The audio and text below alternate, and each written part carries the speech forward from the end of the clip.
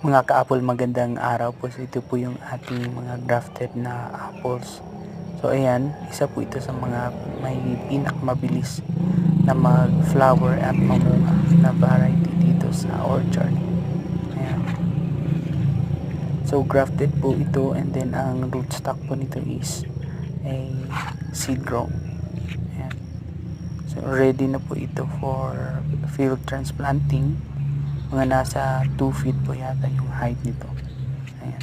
So may mga butas-butas po yung iba, gawa po ng mga black bugs, and then meron din pong mga uod.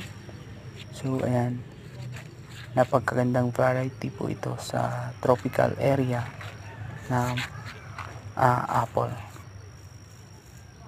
So yun lang, thank you.